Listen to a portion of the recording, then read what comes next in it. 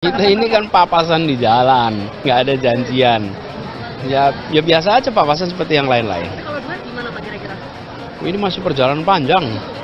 Persoalan pilkada ini bukan hanya tentang siapa yang berada di dalam proses pilkadanya, tapi apa agenda utamanya. Karena itu yang menjadi fokus perhatian. Selain PDIP, ternyata Gerindra juga dekati Anies untuk Pilkada Jakarta 2024. Poros Perubahan barangkali akan ke Anies, PDIP dan Perindo akan ke Anies, Gerindra dari Kim akan ke Anies juga. Lalu di Kim tinggal PAN juga mau ke Anies kalau dengan Zita Anjani, tapi rasanya nggak mungkin. Demokrat, Golkar, ya paling yang diehard yang nggak mau cuma Demokrat saja, lama-lama Demokrat ditinggalkan. Ya itulah politik ya.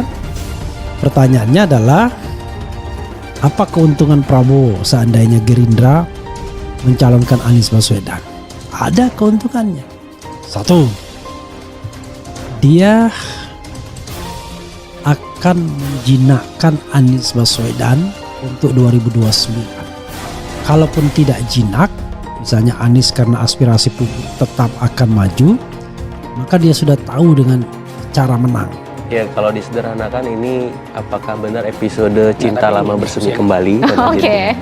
Karena di periode sebelumnya Gerindra kan bersama Anies, dan sementara ini memang relasi Anies kalau di Jakarta ya, kita nggak ngomong di nasional, dengan Bang Riza Patria juga bagus ya, Gerindra DKI gitu, dan dengan partai-partai yang lain di DKI juga nggak ada masalah.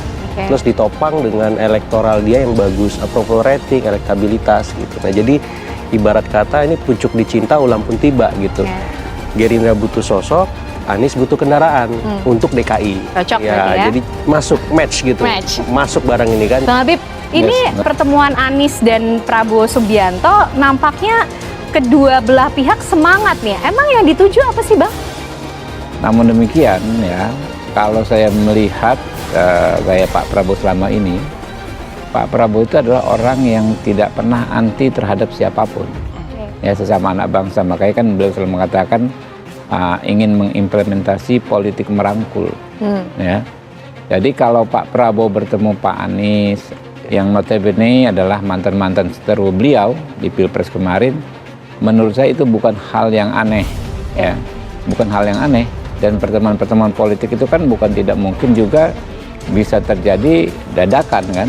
Tapi intinya ya, saya nggak akan kaget bahwa ini kan kita bicara soal bangsa ya. Jadi kedua belah pihak saya pikir sudah nggak ada baperan, sudah move on juga dari tahapan sejarah Pilpres kemarin.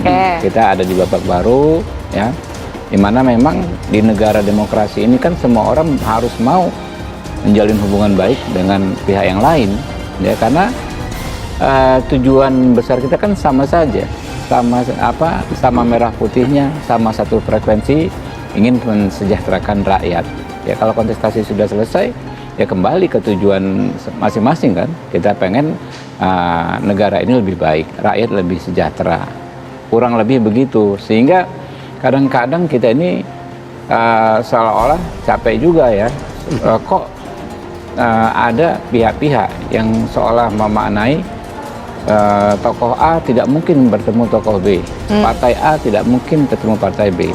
Padahal kita sama-sama menyaksikan, setidaknya dalam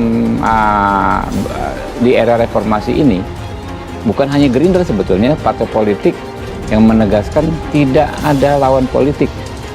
Ya, tidak ada kekuatan manapun yang kami antikan. Saya rasa semua coba.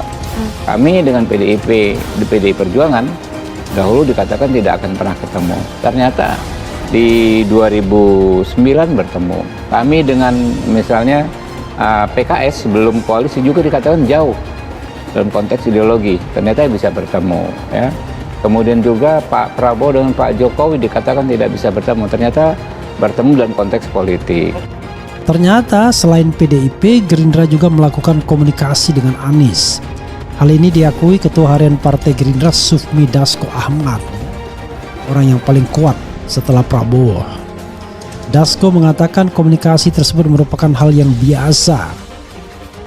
Menurutnya Gerindra memang menjalin komunikasi dengan semua pihak sebelum menentukan paslon yang diusung di Pilkada Jakarta. Kalau komunikasi biasa kita ada komunikasi. Orang kita komunikasi terus kok dengan semua pihak, kata Dasko di Kompleks Parlemen Senayan.